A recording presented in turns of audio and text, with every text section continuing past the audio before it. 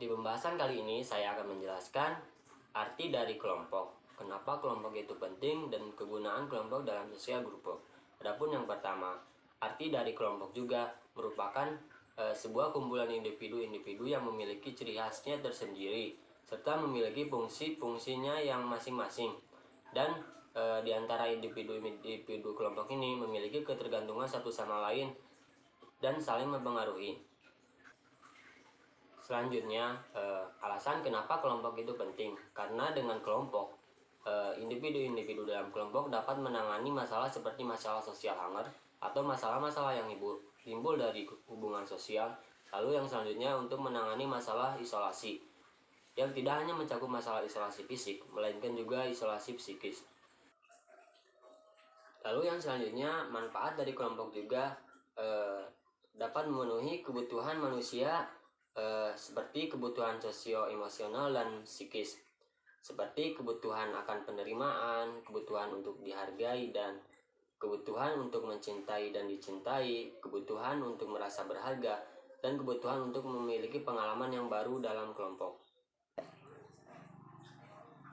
Adapun arti dari social group work juga menurut Sutarso merupakan suatu metode untuk bekerja dengan dan menghadapi orang-orang di dalam suatu kelompok guna peningkatan kemampuan untuk melaksanakan fungsi sosialnya serta guna pencapaian tujuan-tujuan yang secara sosial dianggap baik.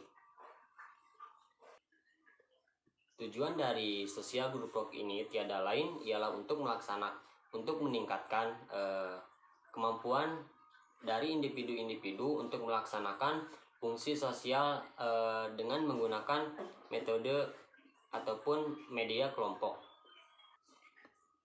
Lalu yang selanjutnya ada yang dikenal dengan Pancasila Group Work, atau yang mana hal-hal ini harus disadari oleh Peksos dapat dimiliki dan dipahami oleh masing-masing individu-individu dalam sebuah kelompok. Yang pertama ada yang dikenal dengan universality atau keuniversalan, bahwa klien menyadari bahwa dirinya tidak sendiri dalam menangani masalahnya. Lalu yang selanjutnya ada yang dimaksud dengan acceptance atau penerimaan. Dalam hal ini klien menyadari bahwa dia memiliki masalah dan tidak putus asa terhadap hal tersebut dan ingin menangani masalahnya. Lalu yang selanjutnya ada hope atau harapan, sama seperti acceptance, bahwa di sini klien ada harapan untuk kepada Peksos dan dirinya sendiri dapat menangani masalahnya. Lalu yang selanjutnya ada altruism atau kepuasan, bahwa dirinya merasa lebih puas setelah menghadapi sesi kelompok ini. Lalu yang selanjutnya ada cognitive restructuring atau perubahan pola pikir, bahwa setelah sesi kelompok seorang klien ataupun individu kelompok menyadari bahwa dia dapat menangani masalahnya sendiri. Jadi intinya seorang pekerja sosial harus memahami 5 hal tersebut atau yang dikenal dengan Pancasila Group Work, seperti universality, acceptance, hope, altruism, dan cognitive restructuring dapat ditemukan pada individu-individu dalam kelompok yang nantinya dapat lebih menekankan bahwa individu-individu kelompok dapat nantinya menangani masalah-masalahnya masing-masing,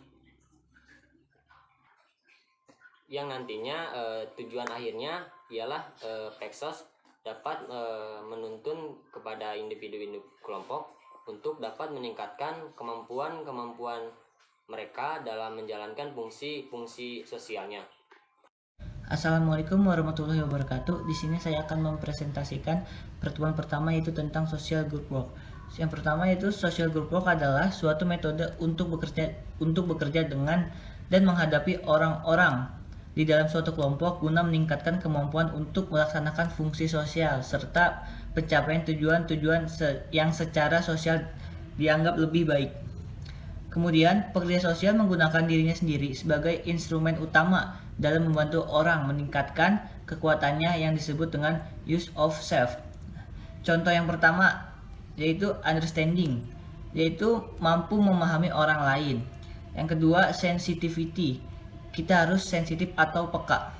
Yang ketiga respect, kita harus bisa menghargai bahwa orang yang datang ke kita itu untuk menyelesaikan masalah. Dan yang selanjutnya acceptance, menerima keunikan klien. Yang selanjutnya empati, kita mencoba untuk berempati berlebihan atau lebih.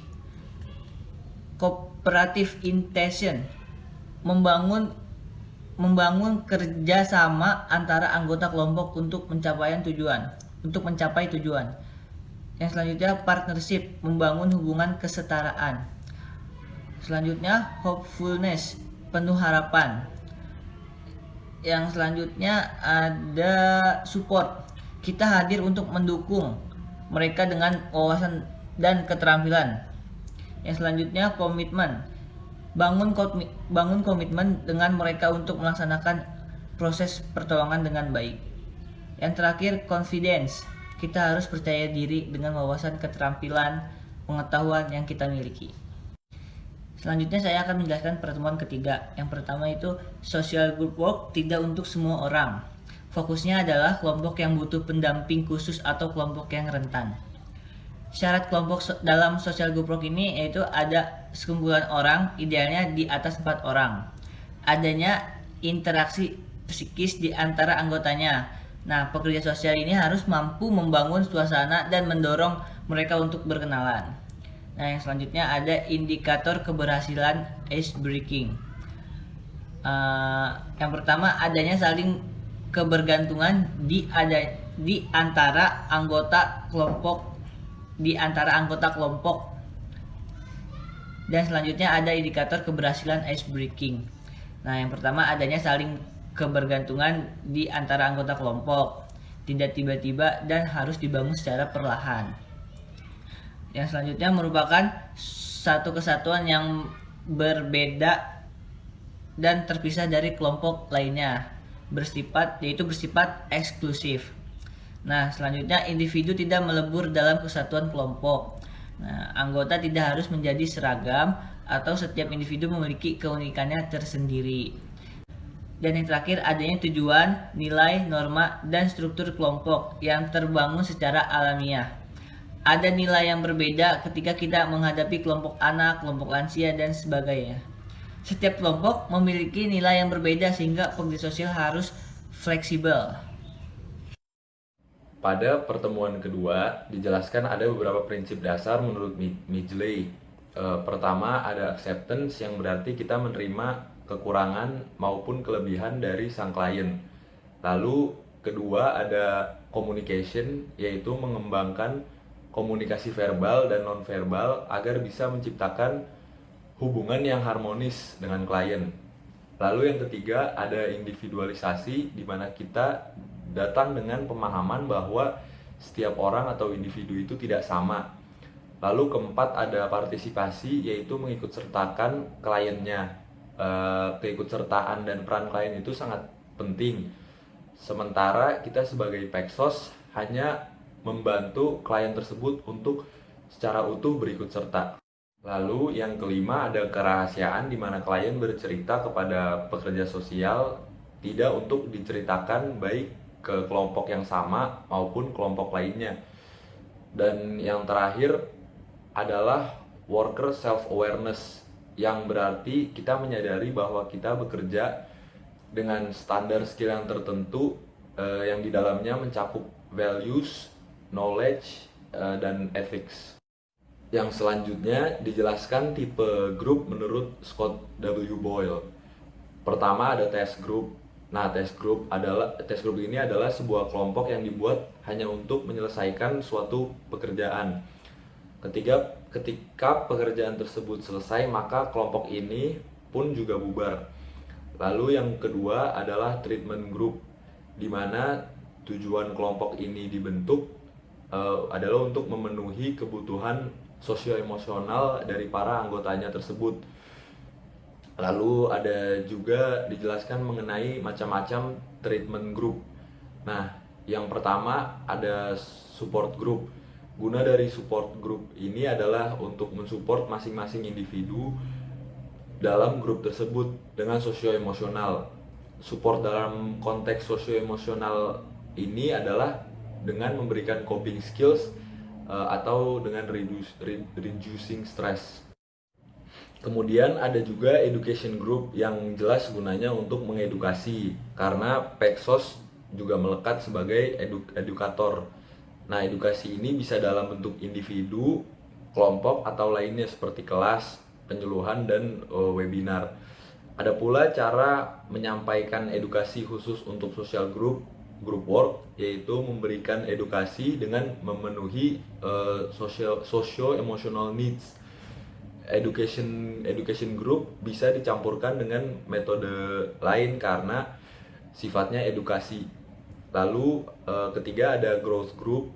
Ini didesain untuk membantu anggotanya mencapai potensi maksimal yang mereka miliki. Selanjutnya ada therapy group. Therapy group ini berguna untuk membantu para anggotanya menghilangkan trauma atau juga membantu mengatasi transisi dan masalah yang ada dalam hidup mereka masing-masing. Lalu yang terakhir ada socialization group, yang dimana kelompok ini bertujuan untuk mengasah kemampuan bersosialisasi para anggotanya. Nah, ini diperlukan karena beberapa orang perlu dikembalikan dan lebih akrab dengan masyarakat, seperti melakukan resosialisasi dan blend in ke dalam suatu masyarakat.